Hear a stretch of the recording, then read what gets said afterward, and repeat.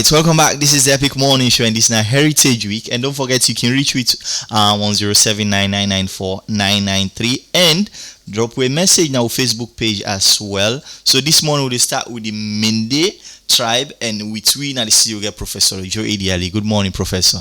Yeah, good morning. All right. Or should I greet you in Mendes?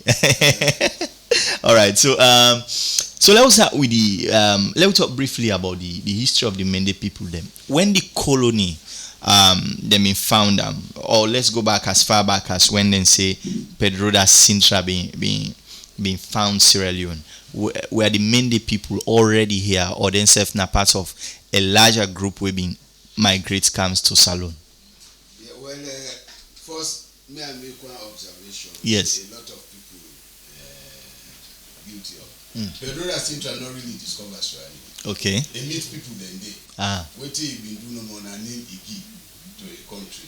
You know. And now coming to your question, people then be done in Salon for centuries, even before the first white man can at this country not to be Pedro da Sintra said.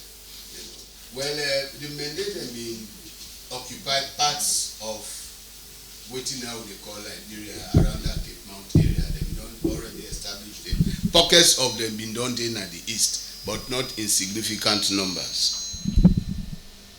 Oh, okay. Pocket them been yes in the east of the eastern part of Sierra Leone. In the eastern part of Sierra Leone. Okay. So waiting make the population so explode now over the centuries? Well, first let me trace how they come na Salon, because they not just come from the air. You see, the Mendes people then belong to a group of languages who they call the Mande language, where originate na Mali in the then Mali Empire. And among this group, you get the Loko, the Madingo, the Soso, the Koranko, the Yalunka, and so on and so forth. So the Mendes are one of the Mande group of languages in this country, and then are the largest Mande group in this country. If you watch the name self Mendes, you know, you go see say you get very close connection with Mande. You know, well, how that name they come about, a lot of people don't know. You know, and it finally will begin from that point today. Okay. The Mendes, if you break them down into two syllables, Mendes. Men means where you hear it. Nde you talk. Mendes you hear it, you talk. You know they talk if you know hear it. That's now one level. But also the Mendes now offshoots of the Mane. The Mane now be a group of warriors where, because of some disagreements na the Mali Empire, they may get cause for left day. There'll be one of many groups we form, we become warriors. One queen we name Masariko, now being lead them, and in the process the number begin to swell till they eventually can settle.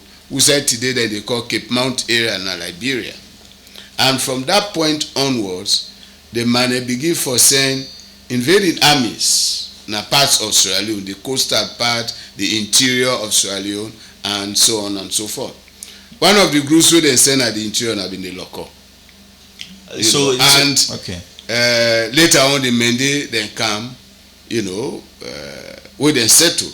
If you watch closely, you go see the Loko and the Mendes then very close linguistically. Yeah, and that linguistic closeness, they will always be the one that why is that exactly? Well, that simply tell you now from one stock they originate. Okay. If you watch the local language, so even when they call themselves Jagbe, where they not agree accept, that really shows in fact they related somehow. What happened was that where the local then come further north for faith in the process, you know, place then they were named like Port Loco, the port of the Loco. So in fact, they don't day before with man and they come. In that process, the team they cut them off. But Kuno will go back again. And so you go see, even though linguistically, or language wise, me I put them simple way, the local language very close to the Mendes, but culturally, the team don't influence them now because they stay there. So they get that relationship where they actually show say the na fumble them. But for a clear evidence for show say the Mende na offshoots of the Mane invasions. If you watch how Timni person they call Mende man, it's a Omeni, which is a very close reference to Mane. It's a Omeni. Okay. Yes. And okay. So and when all of this migration happened, of course, you see a lot of Mende people, even back in the southeast, much of which they do now hunting, farming. Is there a particular reason why then kind thing and the specific land and more they engaged in? Well, interior people generally, unlike coastal people doing fishing, the environment they like to determine within the people then they do. Even today, you go to the interior of this country, a lot of many people still in farming than they do, and some element of hunting. That is largely as a result of the environment in which they find themselves. And generally as well, we understand say when it comes to dialect now as well, Mende they also they by you get call Mende, you get different kind of Mende then they speak. Is the then classification or something we will tell you about? Oh yes, you get one big group we call Mende. Just like any language, you get subgroups within them, and the Mende get a lot of subgroups. But the four main subgroups, one, now the core Mende. Core means the upper part toward the east. And here you really, in present-day Kenima and Kailaun districts, now you get a large concentration of the core Mende. Then you get the Sewama Mende, where now then get their name from the Sewa River. And that large in Arambo district. You get the Sewama Mende there. You also get the Wanjama Mende. This again derived the name from the Wanje River, where they concentrate mostly in Apujam district. Then you get the Pa Mende. The Pa Mende, they're a bit different from the other subgroups for some reasons. One, even their original dialect, although they don't drop her now, it been slightly different from the other subgroups. That the group we belong to. Okay. And the Pamende, they occupy mostly Moyamba district. Moyamba district get 14 chiefdoms. 7 of those chiefdoms na Pamende chiefdoms. You also get Pamende chiefdoms in Abo district and Kenima district. The interesting thing about the Pamende, unlike the other Mende subgroups, is that them being more warlike. And so you even see, even today as we talk, you get Pamende chiefdoms wherever, for instance, other groups they share boundary with the Mende people. You get in Moyamba, they share boundary with the Yoni Timni them, southern part. You get them na Bo district. You get them na Kenima district. In fact, as far as Simbaru chiefdom, na Kenima district, then they. Then one aspect about the Pamende. The other aspect is that we mark them from other groups is that they get a very powerful male secret society, the Wonde. Where not only the Pamende, they get Wonde. Okay. And this society, in modern day terms, we can say now a paramilitary organization. They get something for do with warfare, train young boys them, in the art of warfare and so on and so forth. So you see, say this actually put the Pamende there apart from the other Mende. And when we just hit on the point of secret society, how big a role secret society then they play in Mende culture, whether na the Bondo in the pool or Wonde, for example? Well, the secret society is a part of the culture of the people, and then two societies we don't name, for instance, the Sunday, then call on Sunday, the woman society, and the male one Aporo, where all Mende groups then get, apart from the Pamende, we then, in addition to that, they also get the Wonde where I don't talk about.